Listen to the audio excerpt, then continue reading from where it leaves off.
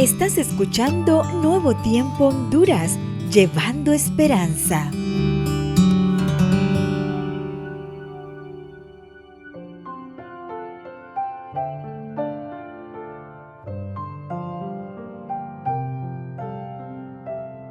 Hazme tu siervo, humilde y fiel, que ayude a todos con tu amor.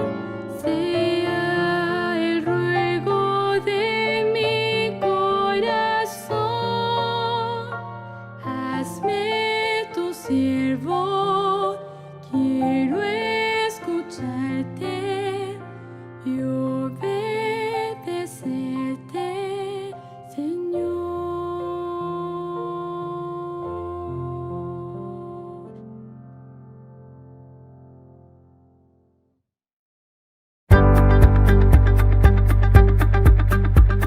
Estamos agradecidos con Dios porque en estos 2 años Él nos ha dado la oportunidad de llegar a muchos corazones a través de nuestra programación. Nuevo Tiempo Honduras es una idea de Dios y queremos compartir contigo la emoción que inunda a nuestro canal. Yo soy Nuevo Tiempo. Yo soy Nuevo Tiempo Honduras. Yo soy Nuevo Tiempo Honduras. Yo soy Nuevo Tiempo Honduras. Yo soy Nuevo Tiempo Honduras. Yo soy Nuevo Tiempo Honduras. Yo soy Nuevo Tiempo Honduras.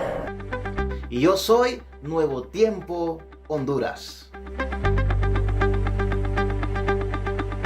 Yo soy Nuevo Tiempo Honduras. Yo soy Nuevo Tiempo.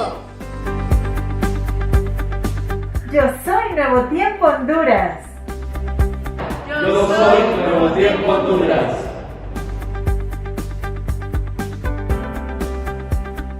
Yo soy Nuevo Tiempo Honduras.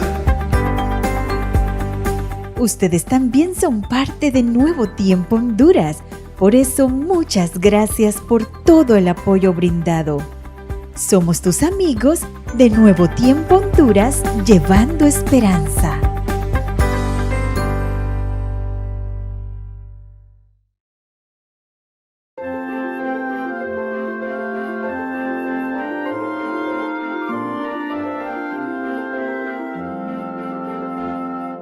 Salvo en los tiernos brazos de mi Jesús seré, y en su amoroso pecho siempre reposaré. Este es sin duda el eco de celestial canción que de inefable gozo llena mi corazón. Salvo en los tiernos brazos de mi Jesús seré, y en su amoroso pecho siempre reposaré. En sus amantes brazos hallo solicitud. Líbrame de tristeza, líbrame de inquietud. Y si vinieren pruebas, así les pasarán. Lágrimas si vertiere, pronto se enjugarán.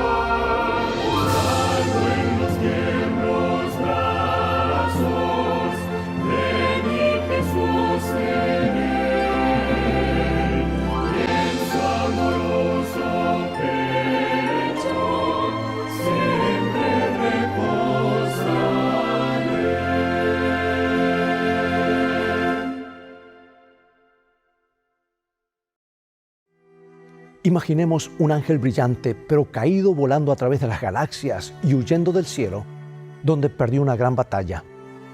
Él entonces encuentra un lugar en el universo donde seres creados aceptan su sistema alternativo de gobierno, el planeta Tierra.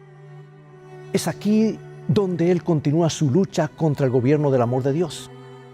Sin embargo, Dios envía a su propio Hijo para rescatar al planeta perdido y gana la victoria colosal de la cruz.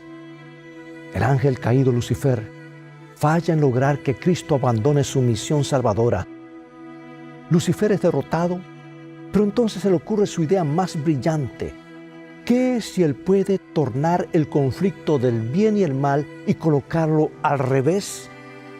¿Qué si él puede usar la misma institución que Cristo creó para servir sus propósitos? Hoy aprenderemos qué sucedió cuando Lucifer descubrió su arma secreta más devastadora, la iglesia. Toma tu Biblia y mantente en sintonía.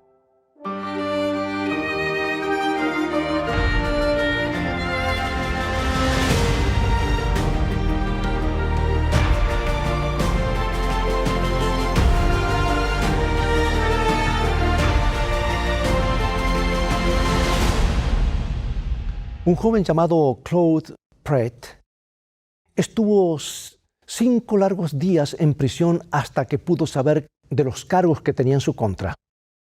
Él pensaba mucho en su esposa y en sus hijos que no sabía si lo volverían a ver con vida. Finalmente, en la mañana del 6º día, el carcelero abrió la celda donde estaba Claude y lo escoltó al cuarto de interrogación. 3 jueces estaban sentados solemnemente en silla con espaldares imponentes. Un escenario estaba allí montado y el secretario esperaba con pluma y papel para asentar las deposiciones del prisionero. El alguacil de la corte comenzó a interrogarlo. Le preguntó a Claude por su nombre, dónde había nacido y dónde residía. Y entonces procedieron sorprendentemente a tratar de escuchar las creencias de Claude en una complicada gama de asuntos religiosos. Querían saber a qué iglesia pertenecía y la gente con la cual se reunían. Quería saber si había sido bautizado de adulto después de haber sido bautizado como un infante.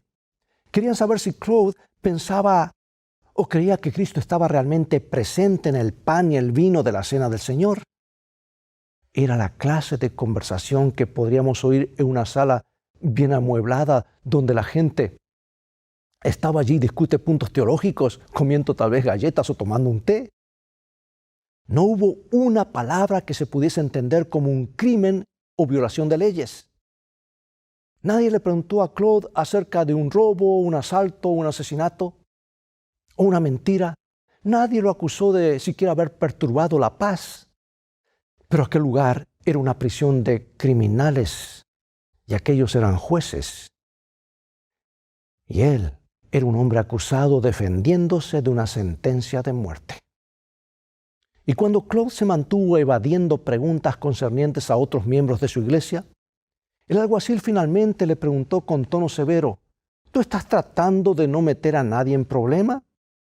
Y Claude contestó con estas escalofriantes palabras: sí, señor alguacil, porque nosotros sabemos muy bien que nuestra sangre es muy buscada.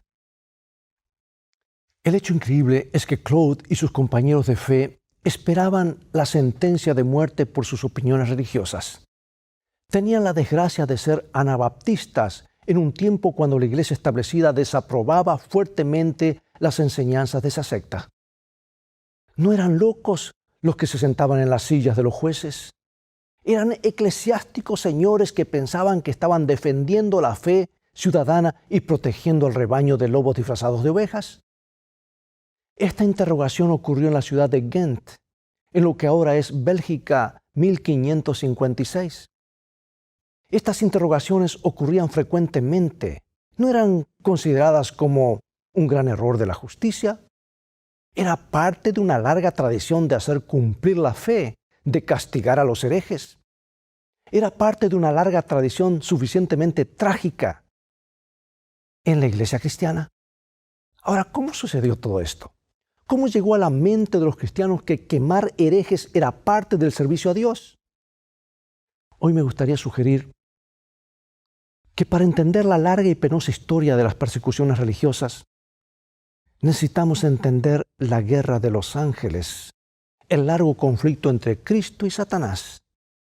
Necesitamos tener una visión más amplia del conflicto, porque Cristo ganó una victoria sobre la cruz, sobre su enemigo, sobre Lucifer, el ángel caído que se tornó en Satanás. Cristo lo derrotó. Jesús mostró que Dios podía amar y perdonar hasta lo sumo. Y Satanás fue desenmascarado como un tirano, un ser tirano y destructor. Y aún más, Cristo fundó su iglesia, un cuerpo de creyentes que va a ir adelante diseminando su amor y su gracia en el mundo. Satanás aparentaba estar completamente derrotado. Su forma de manipulación y compulsión había fallado. La forma que Cristo liberó a los seres humanos por el Evangelio había sido exitosa.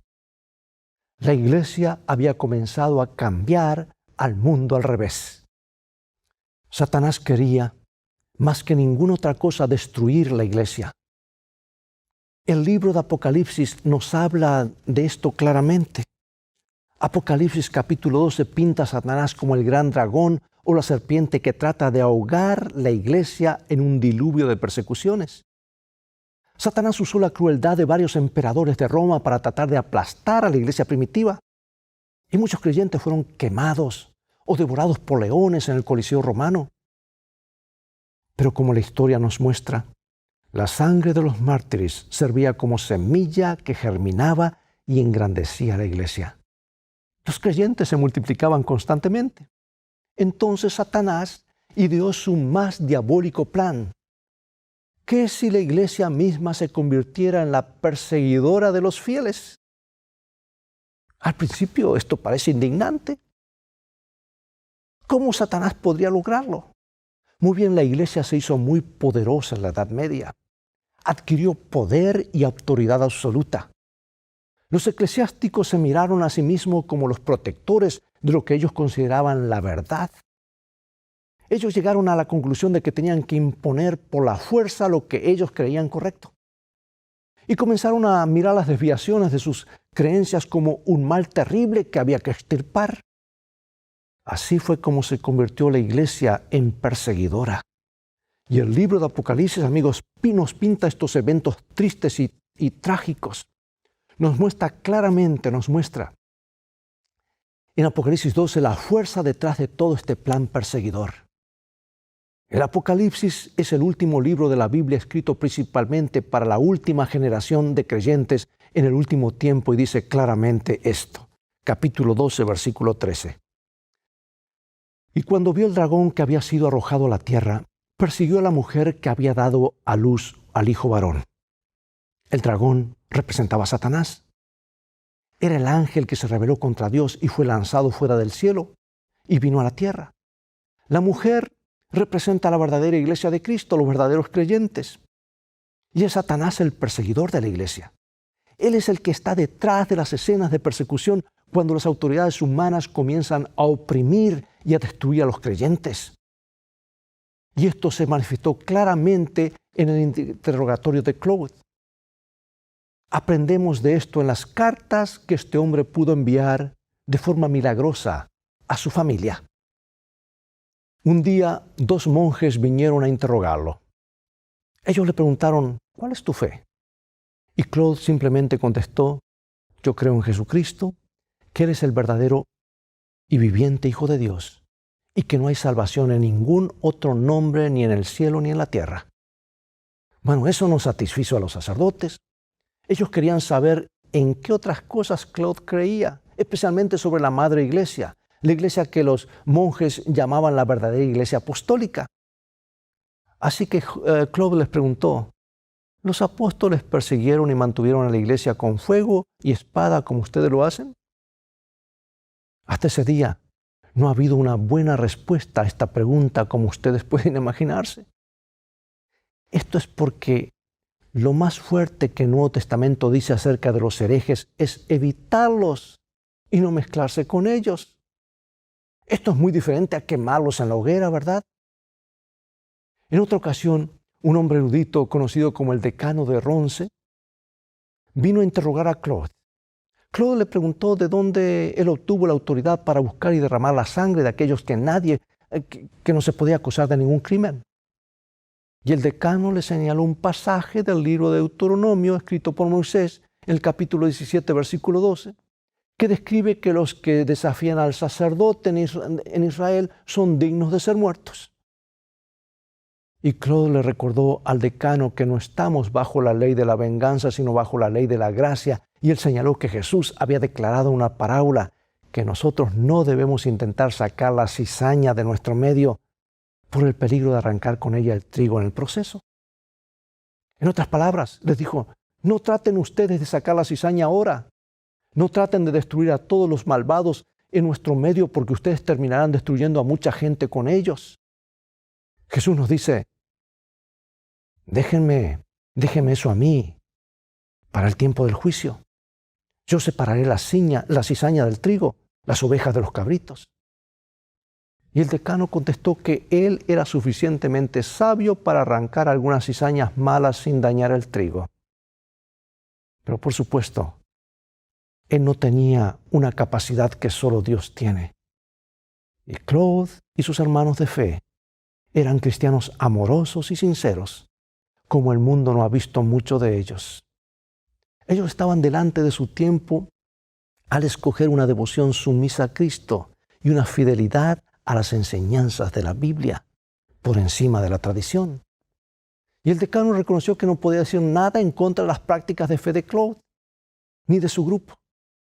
Pero esta era la gente que era acosada y perseguida en esos días.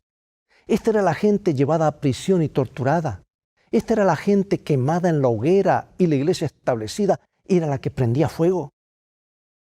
La iglesia, que era parte del gobierno que cruelmente persiguió a los cristianos, más maravilloso que alguna vez vivieron. Querido amigo y amiga, yo creo que hay un ángel malévolo detrás de toda esta forma fanática y asesina. Ese ángel está detrás de las largas agonías de las persecuciones religiosas de la Edad Media. Él está detrás de la intolerancia religiosa que continúa en nuestros días. Esta es su manera de guerrear contra la iglesia y contra el pueblo de Dios. Esta es su manera de usar la fuerza y la coerción. Y no es nada original porque siempre hace lo mismo. Yo quisiera que todos entendiéramos dónde se trazan las líneas de batalla en el gran conflicto entre el bien y el mal. Yo quisiera que todos entendamos claramente cuáles son las cosas en el conflicto. ¿Por qué algunas veces en nuestro celo por luchar, a veces contra la maldad terminamos en el lado equivocado? A veces terminamos colocándonos en el lado de la fuerza y la coerción. Claude de Prat y otros como él hicieron algo en esa prisión de la ciudad de Ghent. Él simplemente testificó de su fe. Él dio testimonio de su devoción por Cristo. Él puso sobre el tapete lo que su creencia de la verdad, con la esperanza que prevaleciera y persuadiera, habló lo que tenía en su corazón, respaldado por la palabra de Dios. Así es como la iglesia progresa compartiendo la verdad, recalcando lo que dicen las Escrituras al dar testimonio. La gente hablaba de lo que Cristo ha hecho por ellos. Hablaban de lo que han descubierto en la palabra de Dios. Ellos trataban de persuadir a otros a aceptar el Evangelio. ¿Sabes tú que este es el método divino? Será predicado este Evangelio del Reino por testimonio, es lo que dice Jesús. Así es como Dios quiere que su pueblo prevalezca. Pero este no es el método de Satanás. Hay otra fuerza trabajando en nuestro mundo, amigo y amiga. Él trata de forzar a la gente a creer en lo que ellos estiman verdad o lo que piensan que es correcto. Y tratan de forzar a la gente a aceptar y aliarse con la institución religiosa a la que ellos pertenecen. Amigo y amiga, la estrategia de Satanás saca algo que está muy profundo en la naturaleza humana: la necesidad de controlar a otras personas. Esta es una de nuestras imperfecciones fatales. Nos sentimos compelidos a controlar a otros para conseguir lo que consideramos necesario. No está bien que tengan una opinión distinta a la que nosotros tenemos. Decimos, no está bien que vean las cosas de una manera diferente a nosotros. Tenemos que enderezarlos. Tenemos que hacerles que vean la luz como nosotros la vemos. Tenemos que forzarlos o obligarlos a hacerlo. Querido amigo y amiga, quiero decirte algo. ¿Sabes? No es difícil que alguien que quiera controlar a los demás se convierta en un perseguidor. A muchos que les gustaría controlar se convierten en perseguidores cuando reciben el poder y la autoridad o aún cargos administrativos. ¿Sabes que esos jueces que interrogaron a Claude, los mismos jueces que lo condenaron a muerte, no eran muy diferentes a muchos de nosotros que queremos hacer que la gente vea la luz como nosotros la vemos? Que tenemos que imponer nuestras creencias a otras personas. Algunos de nosotros tenemos que analizar cuidadosamente dónde estamos parados. Quizás pensemos que estamos luchando por Dios, por la verdad, por la luz. Pero ¿cómo estamos haciéndolo? ¿Estamos simplemente testificando acerca de lo que Dios ha hecho por nosotros? ¿O estamos tratando de manipular a otros de alguna manera? Podríamos comenzar desde el lugar correcto de la batalla, pero terminar en el lugar equivocado de la guerra. Podríamos terminar en el lado donde se usa la fuerza y la coerción. Y amigo y amiga, Satanás ha estado en guerra contra la iglesia por mucho tiempo y francamente algunos de sus grandes aliados han sido personas que se sientan en sus bancas. En la Edad Media, muchas personas con la compulsión fanática de controlar a otros mataron a miles de creyentes, quemaron a muchos miles en la hoguera. Algunos estiman que fueron 50 millones de personas. ¿Por qué? Porque no se conformaban a la iglesia establecida y dominante. Sí, millones y millones en la Edad Media. Y algunas veces parecía que la fe genuina iba a ser totalmente barrida. Algunas veces parecía que solo la iglesia corrupta permanecería en pie. Ahora es interesante que los perseguidores usaron este hecho contra los perseguidos. Claude Pratt tuvo que encararlo en prisión durante una de las interrogaciones.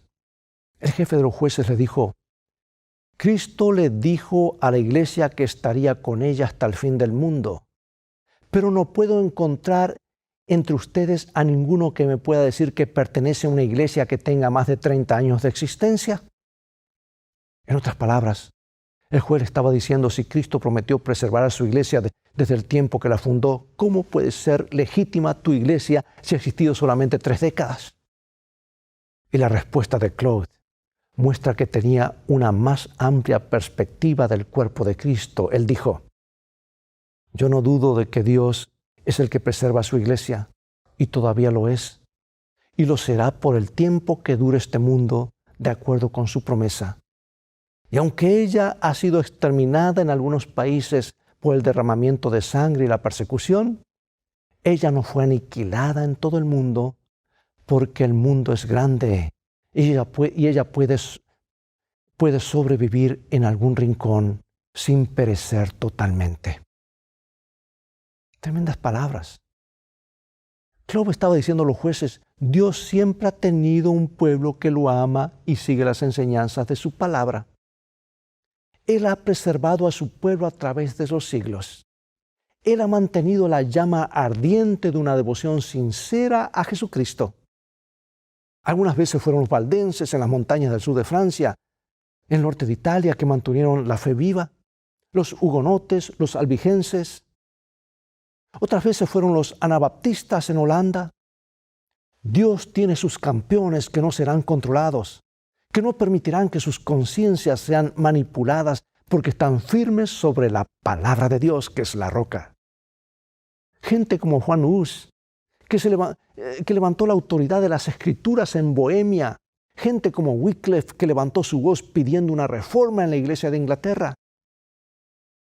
Y algunas voces fueron voces solitarias, algunas veces, como lo de Claude de Pratt. Él se sostuvo con el consuelo que pertenecía a ese cuadro mayor, al grupo de creyentes en Cristo, que preservaron la verdad a través de los siglos. Pero Claude encontró un regocijo en algo más que levantó su espíritu en la cárcel. Lo vemos claramente desde el comienzo de su prisión. Él estuvo quieto largos días en una celda pensando en su esposa y en sus hijos. En su carta, él admitió que comenzó a sentirse muy deprimido. Él dijo, yo tenía gran tristeza. Y continuó escribiendo, mi corazón se sentía aplastado y mi carne temblaba con miedo. Pero entonces, en la mañana del sexto día, algo ocurrió que lo revivió completamente. Él escribió, mi corazón se encendió dentro de mí con el gozo del Señor mi Dios, de tal manera que toda mi angustia y ansiedad desaparecieron de mí como el polvo es barrido por el viento en la calle. ¿Qué fue lo que hizo la diferencia? Extrañamente, fue el carcelero viniendo a su celda y llevándolo delante de sus acusadores. Fue el comienzo de las interrogaciones cuando su prueba solo comenzaba. Entonces, ¿por qué estaba feliz? Iba a ser interrogado. Por una razón, finalmente iba a tener la oportunidad de testificar de su fe. Finalmente tendría la oportunidad de dar testimonio a favor de Cristo y las verdades de la palabra de Dios. Viniera lo que viniera, sus adversarios reconocerían lo que Jesús significaba para él. Y él escribió, me sentí con alegría, mi corazón levantado al Señor mi Dios, me olvidé de mí mismo, dice él, y de las cosas de este mundo. Claude Prat estaba en el lado correcto, entró en la batalla en la forma correcta, apeló a los corazones y a las mentes de los que lo interrogaban. Él estaba apelando a sus conciencias. El libro de Apocalipsis habla de personas como Claude. Describe lo que conlleva estar en el lugar correcto. Escuchemos lo que dice el Apocalipsis cuando describe a los que se mantienen firmes frente a Satanás, que es el dragón. Apocalipsis 12:11. Y ellos le han vencido por medio de la sangre del Cordero y de la palabra del testimonio de ellos, y no menospreciaron sus vidas hasta la muerte. Compartir el testimonio por Cristo hace la fe mucho más real y le da mucho más valor. Y los creyentes son vencedores por el compromiso total con Cristo hasta la muerte. No están buscando nada más que salvar su piel, no. Tienen una perspectiva eterna, quieren seguir a Dios, no importa las circunstancias, porque están enamorados de Jesús. Querido amigo y amiga, hay un gran conflicto furioso a nuestro alrededor entre el bien y el mal. Es un conflicto que nos obliga a tomar una posición seria. En un lado están aquellos que creen que sirven a Dios controlando las conciencias de otras personas. Y en el futuro, la Biblia nos enseña que el gran conflicto entre el bien y el mal, el principio medieval de la unión de la Iglesia con el Estado, será realidad en un tiempo muy cercano, y yo temo que ya estamos entrando en el umbral de ese tiempo. Y cuando esto suceda, habrá muchos que tratarán de controlar la conciencia y las conciencias de las personas, haciendo que la gente se conforme a las enseñanzas de la Iglesia y la ley del Estado. Pero en otro bando estarán los que se paran sobre los principios de la palabra de Dios. Tienen a Jesús y están comprometidos con Él. Le aman tanto que están dispuestos a obedecerle, y ellos dan testimonio de lo que Dios ha hecho en sus vidas. Así es como ellos persuaden con la fuerza de la verdad y la luz divina. Así es como se apela cristianamente a hombres y mujeres a conformarse con la voluntad de Dios. Es así como encendemos más velas o más corazones con el fuego dramático de la verdad revelada. Hay una forma coercitiva, compulsiva, donde se ahoga la libertad de la conciencia, y otra que hace a la persona entender, razonar las claras enseñanzas de Jesucristo y sus apóstoles. Hay un camino de lealtad y otro de presión por controlar el poder del Estado. Hay un camino de compromiso con Cristo y otro centrado en la autoridad humana que impone doctrinas y tradiciones humanas. Y ahora, amigo y amiga, para concluir, quiero hacerte unas preguntas y me las hago a mí mismo también. ¿Dónde estaremos nosotros, tú y yo? ¿Decidirás seguir a Jesús y solamente a Él?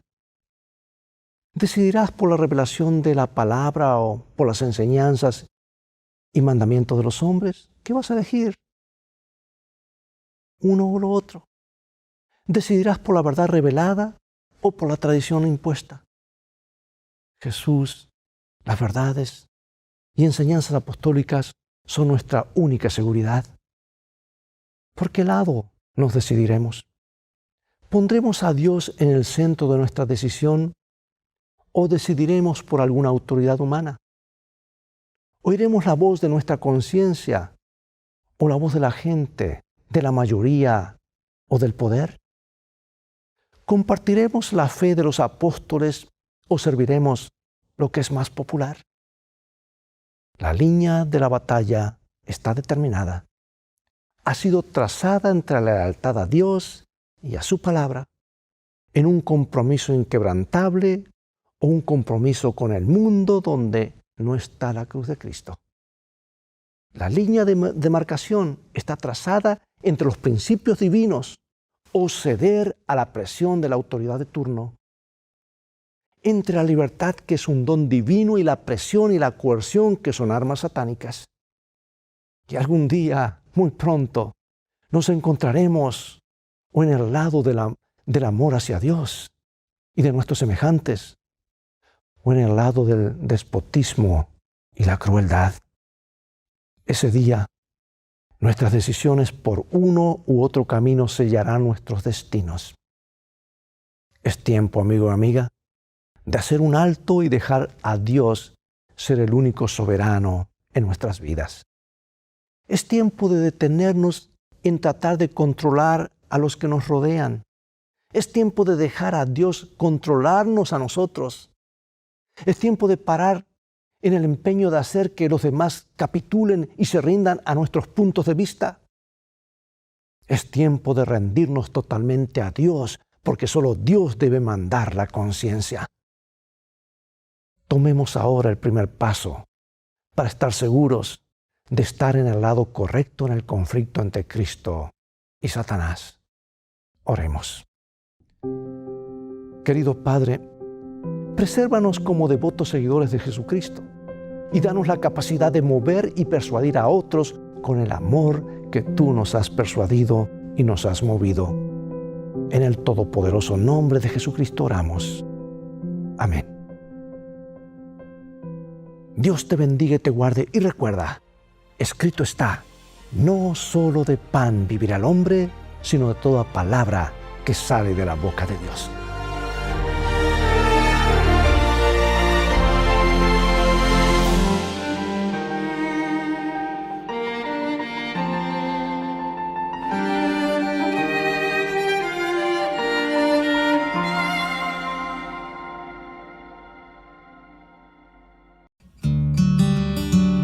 Estás escuchando Nuevo Tiempo Honduras, llevando esperanza.